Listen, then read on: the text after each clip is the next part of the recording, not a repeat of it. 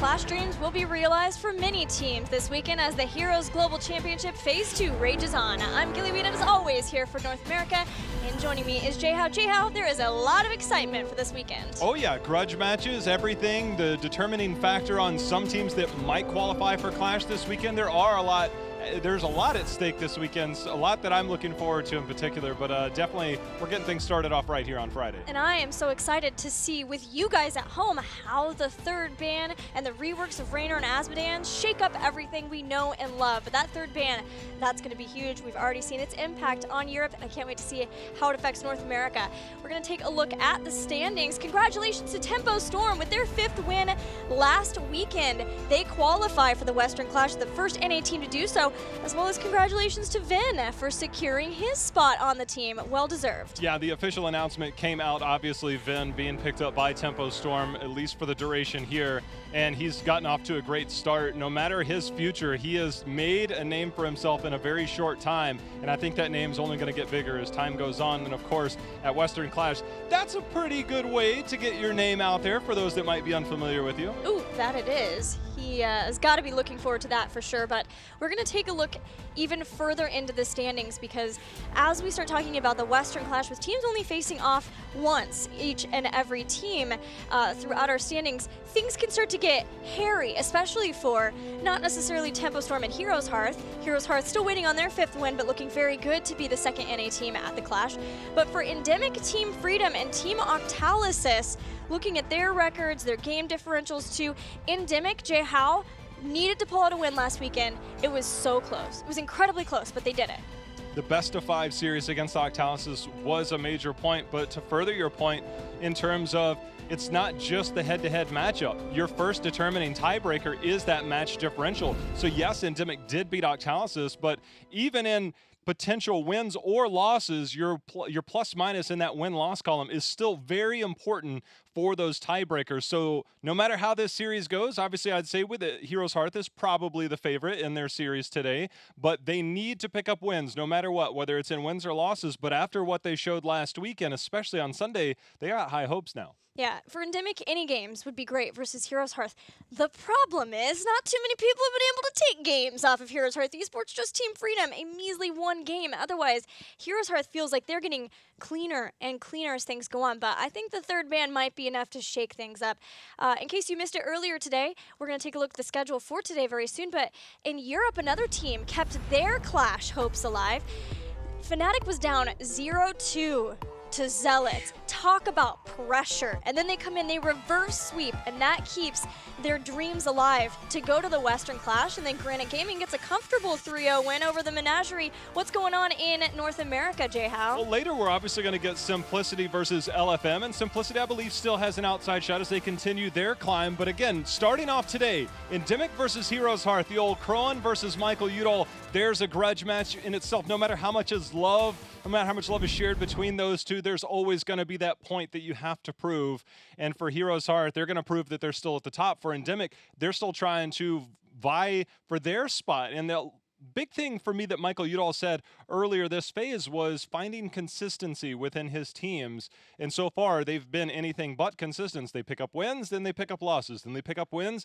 And so if they can reel together this year, that is a major improvement for them. I think there's much love between both of these teams, but that's always been a constant problem for a Michael Udall team, is trying to have consistency in a double match weekend. I feel like though they lost versus Octalysis last weekend, they showed us that consistency. They went all the way to Game 5 versus Octalysis and Freedom. Actually, they lost to Freedom. They beat Octalysis. Yep.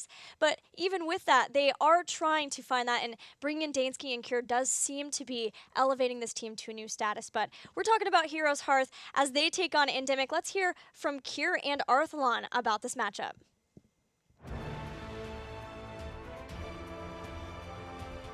I think the win versus Octalysis has definitely reinvigorated us. That was a must-win for us after our loss to Freedom in order to keep the dream alive for the Western Clash. So HeroesHearth, to me, are definitely the Titans right now. I think a big deal about HeroesHearth is their synergy and how long that roster's been together. I think that's something that can't be understated. From what I've seen, they haven't really been tested past, a couple of drafts. So we'll see if they have something else ready. And I'd predict that It could go either way, but I'd say probably 4 or 5 games.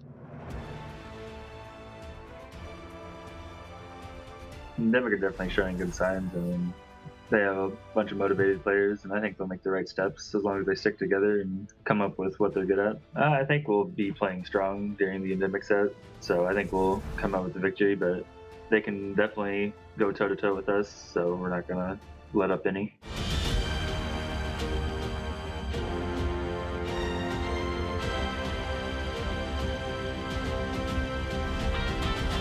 Kira brought up the point that HeroesHearth hasn't been tested too much in their drafting. And I think that starts right away with Johanna. Now, I think that both of these teams, you could argue, are going to be tested by the third ban, because we've seen some of the least hero diversity from any North American team when we talk about HeroesHearth, but it's also been that they've been willing to say, if you don't take these things away from us, we're going to keep drafting them, whereas there were 3 role swaps for ENDEMIC to make this roster a reality. So are any of those hero pools able to be abused in some way by HeroesHearth? There is a lot to consider for the draft as it sees a big change-up this week between these teams. The Raynor obviously has shown itself quite a bit, and Shumpy was just like, look, this is a thing, we're making it a thing. Fnatic got off to a slow start, but proved that Raynor was there. Still waiting to get the Azmodan out there, which is something that I did ask Arthlon about earlier this week. I'm like, what do you make of the reworks? Are we going to see the Raynor? He said, probably. I said, what do you think of the Azmodan? He's like, well, I picked him up before. He's like, I'm just not sure where he's at yet. Then he alluded to maybe some more shenanigans that might show up with some other heroes. He wouldn't tell me who, but he was very clever with the way that he delivered. So I'm looking forward to that hero pool that you mentioned for HeroesHearth. 19 heroes played, Gilly, thus far. That is half of what Tempo Storm has played, less than half of what some of the other teams has played. It's insane that they've gotten away with it up until this point, but the 3 bans, it's definitely going to shake things up. Well, if there's shenaniganry afoot for HeroesHearth, I think they might leave it for Tempo Storm tomorrow. Either way, let's get this thing going. We're going to Sky Temple for Game 1. No doubt that's an ENDEMIC pick because they have been loving this map. When we look at bans, Infernal Shrines, very standard for HeroesHearth. They banned either that or Cursed Hollow.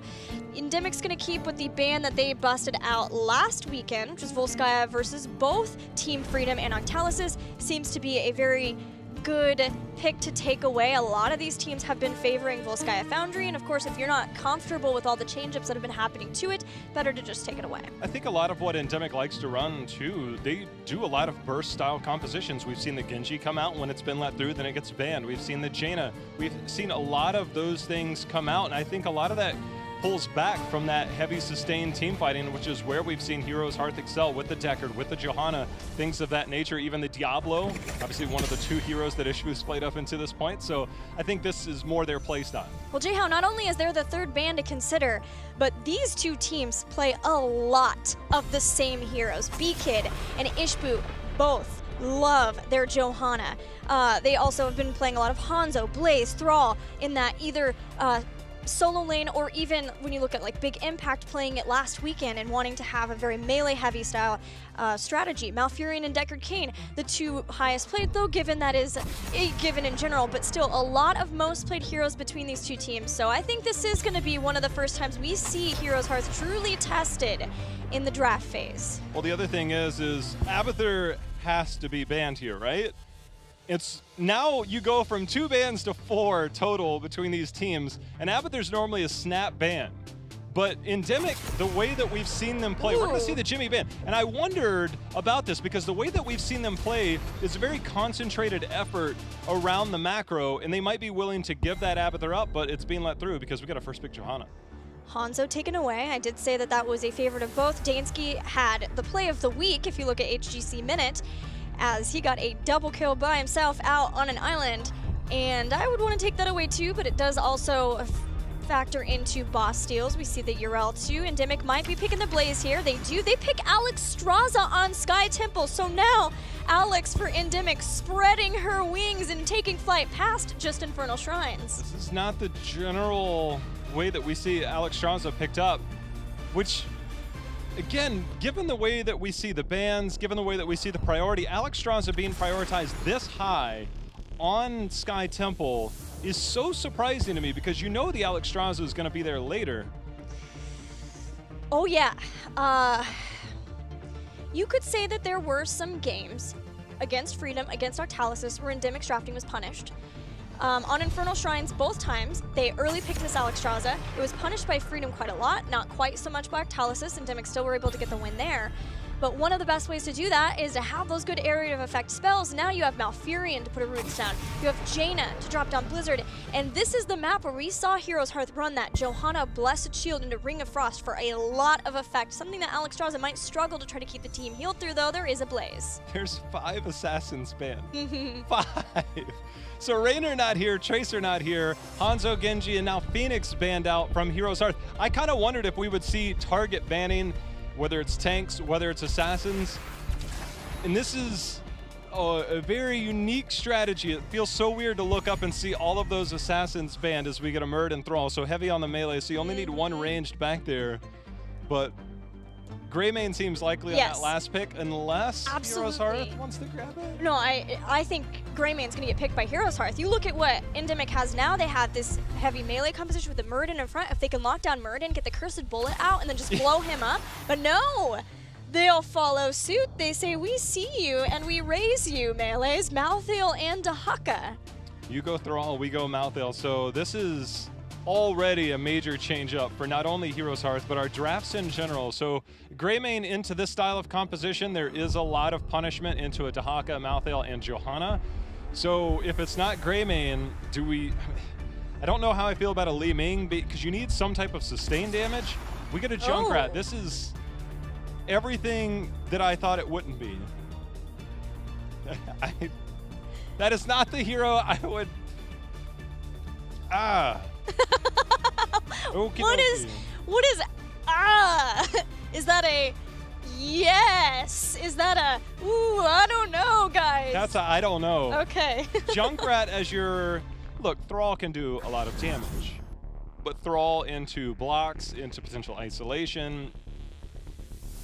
I don't see where Junkrat brings enough damage in team fights. And you can avoid a lot of team fights on Sky Temple. It's one of the rare maps you can do that on. It's just like, well, look, if I don't want a team fight, I can find ways around it. The problem is that if you get behind, even on the first temple, you have to team fight eventually to get back into the game. So Junkrat does have some major upside in key areas, but I think his big downside is being the primary damage dealer. And I think that's a problem with the draft. But again, there are ways to work around it. I just did not expect that. But Greymane at this point would have been a little bit troubling to pick into that composition. Yeah. Into the Jaina already, that's going to be asking a lot with how many melee they have. But Junkrat, not until later does he really get more of that consistent damage, looking at his level 16. Let's see how it works out for ENDEMIC as they try their hand at taking a game or a series off of HeroesHearth Esports. Well, we are kicking things off with a bang here to start the day. ENDEMIC, they're looking to pick up where they left off on Sunday with a victory as they try their hand here against HeroesHearth, as it will be Dansky on that Junkrat. Cure going to be in that solo, of course, on the Blaze. Biggie will be flexing over to the Thrall. Michael Udall, of course, we know him on what seems to be his new favorite hero of Alexstrasza. And then B-Kid and Murden, they are synonymous. He's going to be manning the front line here for ENDEMIC. In the red, HeroesHearth Esports looking to claim their spot atop North America. BBJ support player will be on his Malfurion. Ishbu still leading the charge on Johanna. McIntyre joining him. And the front lines with Dahaka and Arthalon will be there too as Malthael finally. Crone plays Jaina. And now, you know, ENDEMIC does have some possible combos afoot between the Thrall and the Junkrat. Looking at Riptire too, and I wondered if this was going to be the case, a change up in the Alexstrasza build, more of a Q build, trying to pick up those flowers post level 7, more of the single target, but that way it's less reliant on trying to get globes for 1, and for 2, trying to stand in a spot, because as we talked about, there's just so many ways for HeroesHearth to take advantage of that. Yeah, Thrall has self-sustain, Blaze has self-sustain, Murden obviously has self-sustain, and the Avatar. I think Thrall is a little bit more vulnerable in there, so keeping one target alive definitely will be needed. I just wonder with that, because Touch of Death at level 7, when you get that big AoE heal and then the targeted healing, I almost wonder if we might just see Tormented Souls as opposed to a Last Rites. We know they love their single target blow up, but when it comes to the big team fights and the denial of healing that we know Alexstrasza likes to bring out, that might be enough to turn the tides. And I really wonder if we might even see a Strangling Vines from Malfurion because once you get that Dragon Queen out, you double up on those heals, you could just stagger area denial on heals. From what I've seen, although teams have had the possibility of doing so, generally they don't double pick the heal reduction solely because it's a perfect world trying to be able to combo those. Though HeroesHearth Esports is the team that's trying to better those individual synergies, so it's entirely possible. And for Alexstrasza, though, you know, things like Dragon Queen having cooldown reduction on her heal should be able to help with that. But either way, I think Malthael is going to have a tough time trying to get the most out of his heroic ability because of Bunker. Once Bunker goes down, though, that's a whole different story. Well, no Strangling Mines will be vengeful. We know the utility on that as we see Junkrat trying to deal with that. There goes the Roots down. B-Kid and team making their rotation up, trying to defend. Dragon Queen used here in defense to try and keep this top lane structure area alive. Looks like Thrall contemplating coming up here as he grabs Vision. Blaze doing the double soaking for now, so ENDEMIC, they're going to have a chance to maybe get their advantage here in the top lane now as they've got 4 members all together. Yeah, having not only the better bruiser push, but the temples activating in 20, it's still fairly early too, and Jaina can clear that out pretty effectively, even given the spell armor. So no harm, no foul for HeroesHearth Esports. McIntyre has come up too, so it's a party in the top lane for both of these teams. 5 seconds away before we get this underway, and Blaze, of course, having to do that double soaking job, making sure not to miss out on too much as we see him in the bot lane. But the contention, obviously, Johanna holding top. It looks like ENDEMIC will be able to trade here. They also control Vision over the eye, which is very important because you can see the ganks potentially coming down. The risk is not there in that mid lane, but risk. Here's McIntyre. He goes out, gets a little bit of damage done, walks away, and looks like we're just going to have an even trade here to start the game. Yeah, for HeroesHearth to focus on the top, they did get some structural damage done with the camp, but importantly, they also have this global into Haka. So ideally, even if they don't take the fort from the damage done there and being able to push behind that, then they can have Dahaka who can really put his finger on the bruise of ENDEMIC and try to take the rest of that down should they wait long enough. And it's low enough now that they may just simply be able to push in too, but a lot of HeroesHearth actually showing in the mid for now, trying to get some damage done there and just keep ENDEMIC at bay. Yeah, that is something we do see a lot of teams get with the XP redistributed to that fort. Looks like they're contemplating going up there for now, but the rotation up from ENDEMIC between a Junkrat and a Blaze does have decent clear. And I think you're right on the call. They cleared mid, and they're going to come up here. I think this is an excellent call here for HeroesHearth as they do get this, and this is a decent chunk of XP, and that's another reason why you can use Vengeful Roots. It'll help take some of that damage, and there you can see the XP jump right up.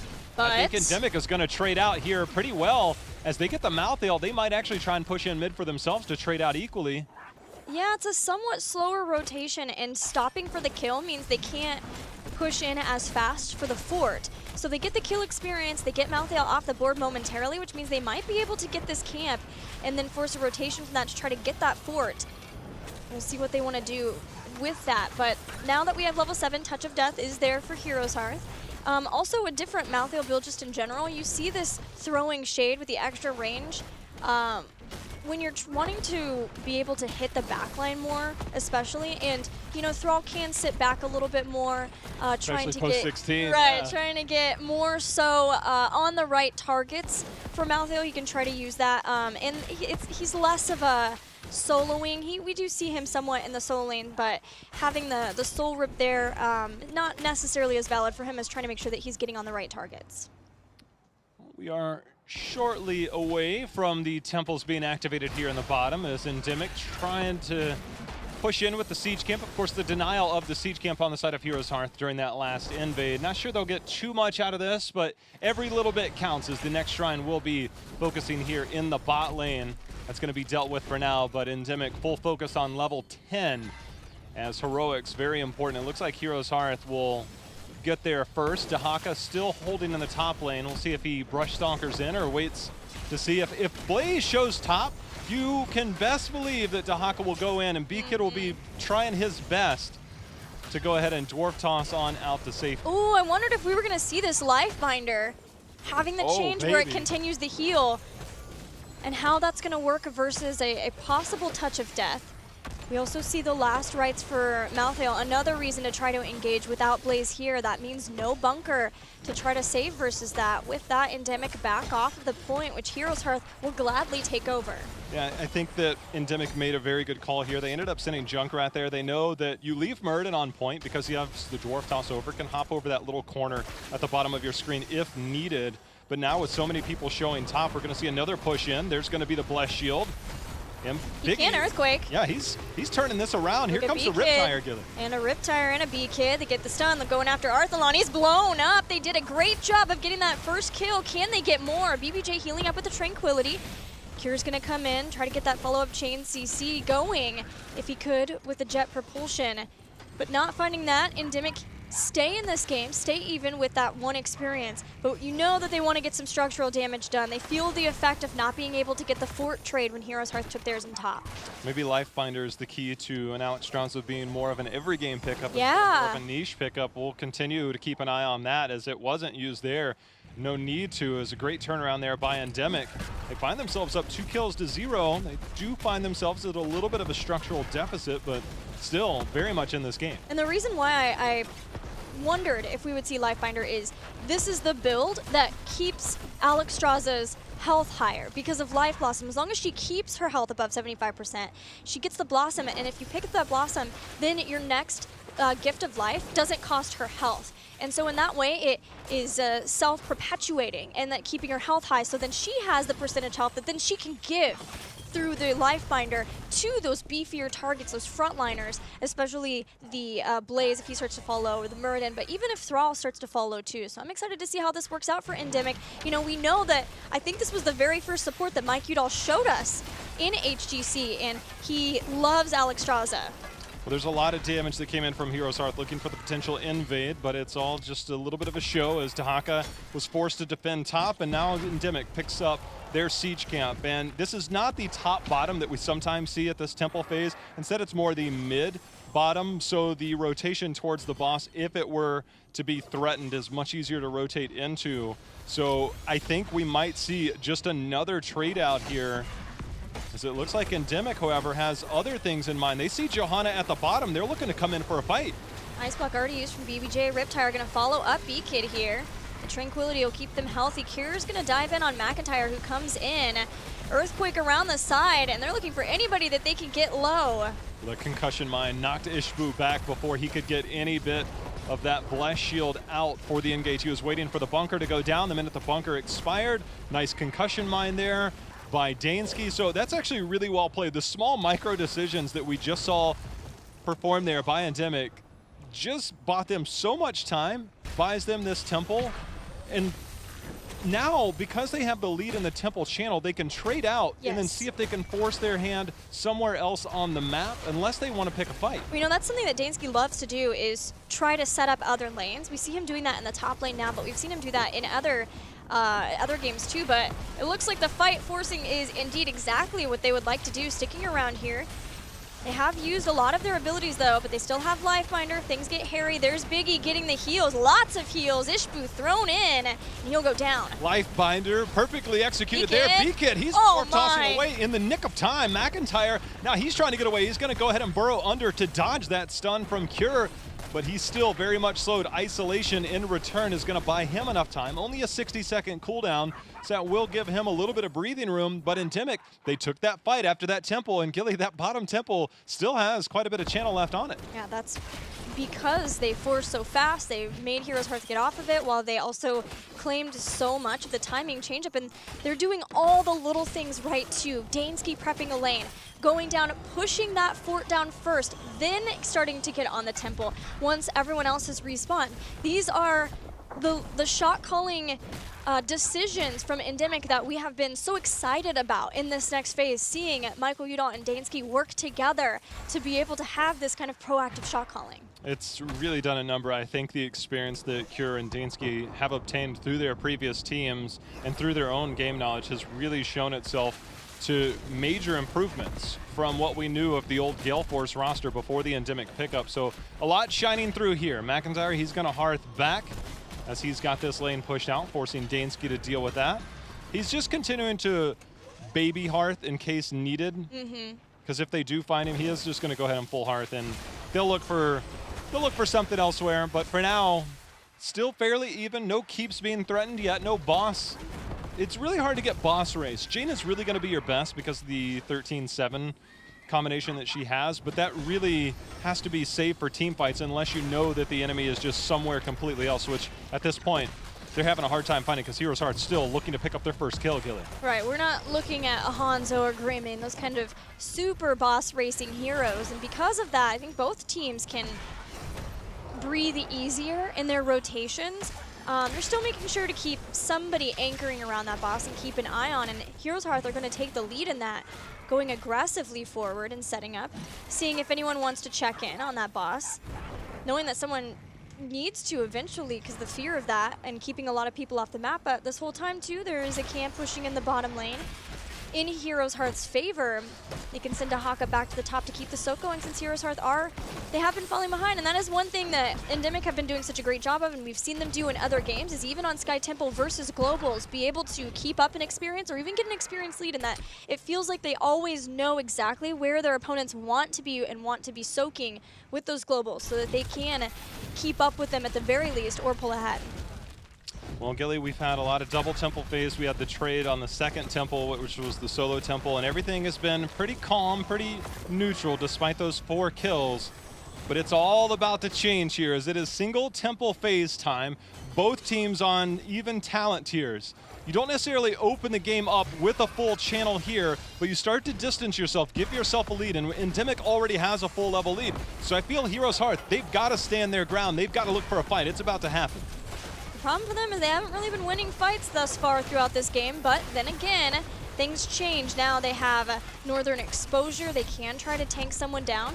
See a lot of control being put over Ishbu, but him on his Johanna, he's staying strong on this point. The amount of oil that goes out here, Cure getting the control as Ishbu holding point. There's a lot of burst damage. Last Rites is going to be their life binder, is going to keep him. Actually, oh no! I guess that cancels it. Yes, it does, but that might not have been something that they've ever really experienced before.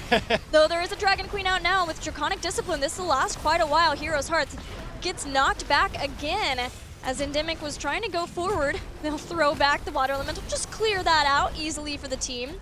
But as long as this Dragon Queen's on this point, I mean, that's the name of the game with the Dragon Queen, point control.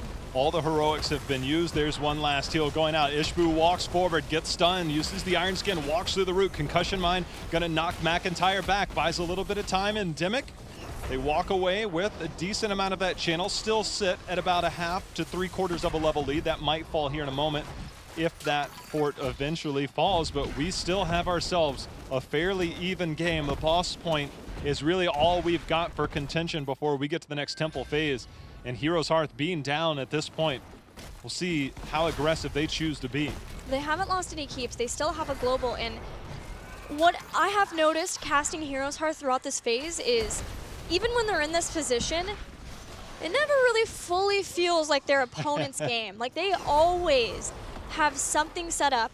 They always know what to do, and they are always capable of using that impeccable team synergy to equal out a team fight win and then get so much done because of it. You know, we've seen them come back on Volskaya Foundry, which is admittedly easier to do now, but at all sorts of points. But for me, I wanted to come into this series and see, are they as strong in the early game as they were versus No Tomorrow? And the answer is no. ENDEMIC is able to hold their own quite well through the early and mid game here. We've got double temple phase, and for ENDEMIC, the lead is there. Structurally, it's still there, but it's nothing significant to where you can just say a trade is a win. And I'm really curious how these teams are going to approach this. HeroesHearth in particular still being down in terms of experience, how close we'll see ENDEMIC to 20 by the time this pops. And because it's mid and bottom, there is no global advantage that you'll see pressuring maybe the top temple. So these spawns, the RNG of this game has really brought out more tense moments in this, and it's the decision making I feel in these circumstances when you have the global on your side is more difficult because you cannot use that global as much as you would otherwise. The decision making here is very, very fun to watch, and ENDEMIC, as close as they are to 20, see how they approach it in the meantime until they get there. It really is. But neither team has been willing to even start boss. And again, that comes down to compositionally. There is just not It's very scary, but we may see that change with ENDEMIC as they're about to hit 20. See what they can do. They're hanging around in the mid. It looks like they're more than willing to take the team fight. They've still been able to get an advantage over the fights, having that Dragon Queen. They want to get on this point, the Earthquake too. And they'll do so with the threat of that 20 looming. HeroesHearth Esports sends Dahaka bot instead. But because ENDEMIC wanted to fight and waited till 20, they're only getting about half a tempo here. They need to keep this up. Yeah, HeroesHearth actually made a really good play there by getting part of that channel while they knew 10 was going to be there. Nice self-cleanse there by Arthlon. And then that was the time you could use your global for HeroesHearth to rotate bottom. But ENDEMIC, they're not willing to give up any of this. And bottom, obviously, is boss lane. You can prep that boss lane for a potential win condition. Mid, it's obviously structural advantage if you get those keeps down, but it's not the typical win condition we see in bot lane. I give this phase to HeroesHearth. Big time. They played that so well, getting half, drawing down ENDEMIC, because ENDEMIC knew that they waited long enough to get 20, but they needed to try to use that 20 for something. Then HeroesHearth backed off. They knew they had ENDEMIC's number. They go back up, they get the rest of mid, and they have 20 as a result. That was not utilized by ENDEMIC in any way for any team fight. This was so well done by HeroesHearth. Just the fact that there's still no keeps down. HeroesHearth hasn't picked up a single kill, and I'm pretty sure, I don't know if I've seen too many games where you win a game without getting a kill. Ishbu's gonna walk on point, force the fight. Kira's holding it for now, as we see the drag is gonna pick up B-Kid. He's trying to survive. Riptire out in response. Looks like HeroesHearth, they gave up the siege camp, but they have not fully left yet. They know the Riptire's behind this, though. Dansky being very patient with it, looking to see who gets the stun, who gets the setup. Another inevitable end works out in Arthlon's favor so that the Riptire didn't get too much effect. Now it's down, and HeroesHearth knows this. They can keep being aggressive. They've used none of their heroic abilities yet. Well, standoff continues, Gilly. This is about as tense as it gets going forward, because next temple phase is top, and the boss will be a point of interest, because as we hit that 19-20 minute mark, that boss, the scaling at this point is enough to conceivably end game on the side of HeroesHearth, going towards HeroesHearth, because that keep is exposed. And ENDEMIC, I believe, still has a little bit left to go through before we get there.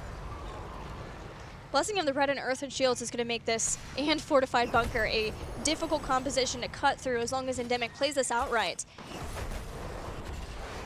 But I still feel like, you know, again, HeroesHearth, they haven't lost any keeps. It just feels like they're able to hold momentum of a game so well, even losing an early game or losing an early and mid game.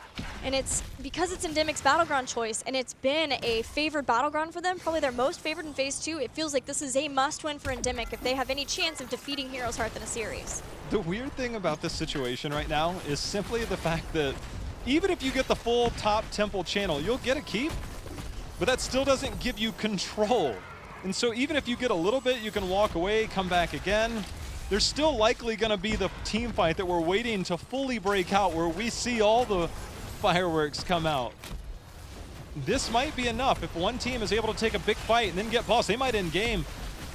Massive amounts of damage. Bunker used in response. We've still got quite a bit as the stun comes back out onto McIntyre. Yeah, stun with a root follow-up too. McIntyre gets the drag. There is no Bunker here, but Lifefinder keeps him healthy. With that isolation too out, ENDEMIC would love to be able to turn this around using those abilities. And as before, we see the Riptire come out again, this time for zoning. If they could have gotten more, but HeroesHearth is great at being able to disengage in those moments. A lot of damage coming out there onto Ishbu as he continues to hold the front line. See if they can make anything out of it. He's going to be knocked back by the Anubis there. Both teams contesting point. Big jet propulsion hits multiple members. The roots come down as well. Dragon is out, and Cura is going in deep, but he's going to get dragged himself. Nothing to save him this time, except the Bunker comes out at the last second. They trade off on the Malthael. Kira's going back and forth inside of that, but taking out Malthael is a lot of the fears that he had. Now Jaina goes down too as B-Kid goes in, and Indestructible's been popped, a double kill. And they want to keep this going, keep the slows, keep the stuns, and the kill for Johanna to get a triple. B-Kid is all over HeroesHearth Esports, jumping on him one at a time. This should be enough. They still have to take the keep down before they could get there. Sieging potential, obviously Junkrat and Thrall are going to get on top of that. Junkrat falls back. Not sure if that was intentional or not, unless they're just trying to take, keep, and go. Dansky now going to make his way back in. He's going to hop right on past Arthlon. Just misses the healing, but they still have a lot of time to end this game, and I believe this should be ENDEMIC taking game number 1 as the Lifeliner used on to B-Kid. Arthlon doing everything he can, but I don't think this is enough. They'll even use a Riptire just to get the damage. Also does a number to Arthlon, maybe scaring him away from the defense, but he's all that remains between ENDEMIC and the core of HeroesHearth Esports, and HeroesHearth gets an important game victory, not just in looking at the mentality of the rest of this match, being able to get a win off of HeroesHearth, but every game matters for ENDEMIC as they hope to go to the Western Clash. I mean, getting a series victory here would definitely increase those odds, but game victories alone are very important to this team. They just shut out in the kill department. 10-0 did ENDEMIC. They did so with Lifebinder, which, outside of that weird Muradin interaction hopping into bunker, definitely showed itself in that game. Yeah, we had a lot of questions about the Junkrat, but the Junkrat functioned very well in dealing with what was inevitably going to be one lane that Dahaka was annoying in, right? Using the bruisers in that top lane, he could deal with that. Even better once he had Ripper Air at 13. And then for the rest of the team, it was just about slow and steady. We hold the point when you try to go in, then especially with Dwarf launch, the cooldown reduction of Dwarf toss, goodness, who needs, you know, the normal assassins like Hanzo and Grim when you have B-Kid on Muradin? I forgot, and clearly that was the wrong thing to do because he was awesome. Just Cure at the last second hitting that bunker right before that went off. I thought for sure he was a goner. The timing has been different since we've seen bunker, obviously, with that 10-second nerf. The timing has been a little bit weird. I think we're actually going to take another look at that last team fight because it was a lot of sustain and a lot of it was around that dragon, and Alex Straza and Michael Udall right now seems to be working out very well for them. I hear myself again, that's my favorite part. But Cure, there is kind of like the big initiation where it really started it, but McIntyre is also able to get a lot going in this fight. And obviously with Last Right still being available, that's when we saw the major initiation. When Cure goes in, the reduction, the stun, and the bunker's going to come down at just the last second because Lifebinder was used at the very beginning. I mean, he had no health left, and when they're able to trade off onto Arthlon, Arthlon still had his 20 upgrade, which gets him back into the fight. But the amount of damage that continued to come out, you see Dansky, all of these members, the fact that their health pools were so high due to the sustain from the Dragon, and Michael Udall obviously doing a lot, and there's the part you talked about with B-Kid going in. Yeah. I mean, there was just so much control at that point. I almost think that if BBJ makes it out of here alive, then maybe they have a defense. But ENDEMIC at that point was just on a roll. B-Kid Biggie, too, a duo we talk about a lot, but having B-Kid go in, hit the double Storm Bolt, and then the follow-up roots, we saw a 3-man root there. Feral Lunge is very nice to have versus such a melee-heavy composition, and we've seen ENDEMIC run these kinds of compositions before. Who we have not really seen this phase is, to some extent, HeroesHearth. Arthlon has played a couple of Thrall games, but I think this is his first on Malthael, and our question was, what does HeroesHearth look like when they're forced slightly outside of the comforts there? And the answer is they could bleed. We know that. ENDEMIC gets a win over them. Well, Johanna is the only hero that they've lost with up until this point, but when it's Johanna and Diablo are the only ones, 9-1 coming into this weekend on Johanna, now sits at 9-2. I don't think that this is necessarily the most condemning loss that they'll have, but it was definitely a lot of Alex Straza, which now you kind of wonder with Lifebinder, as we saw the impact that it had there with our triple bans. Do we see maybe an Alex Straza ban? And again, Deckard and Malfurion have been so strong in the support department. Alex Straza clearly making her rise now. Ancestral took a nerf, Lifebinder took a buff, and maybe Alex Straza is the new hotness. We'll find out as the series goes on. Well, talking about Michael Udall and the other supports in North America, we can look at who is topping the charts. And this is just off of one stat. There's a lot of things to keep in mind, but looking at average heals per minute per game, we see Buds at the top, and then looking at BBJ versus Michael Udall, BBJ sits second, and then Michael Udall a little bit further down the list, but still in the top 4 is a great place to be as a new support. Yeah, you know, there is always going to be the heals per game and the heals per minute. I think that the per minute stat, as we continue to bring these out going forward, I was talking with some of the stats guys earlier and how we can try and present this. And heals per minute, damage per minute, as I presented with Ben just previously against that Psalm comparison, heals per minute is a pretty significant stat. Obviously, you're going to look at different heroes. Uther might not have it up there, but in our current meta with a lot of the Deckard, a lot of the Malfurion, those heals are going to be up there, but to out-sustain in a lot of team fights, as we just saw with the Alex Straza, we're in a very sustain-heavy meta. The kills per game on all leagues is down unless you're in Korea because, well, their top three teams are absolutely obliterating people. But outside of that, just across the board, kills are down per game.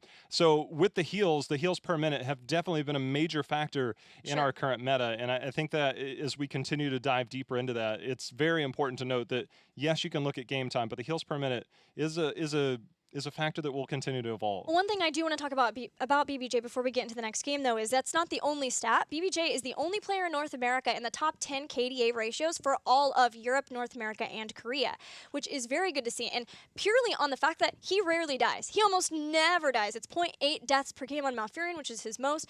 His Rhaegar is the most at 1 per game, and obviously that's a little bit more of an aggressive support. So BBJ, from where he has been to where he is at now, he is risen quite a lot. But now let's get into the next game because BBJ and the rest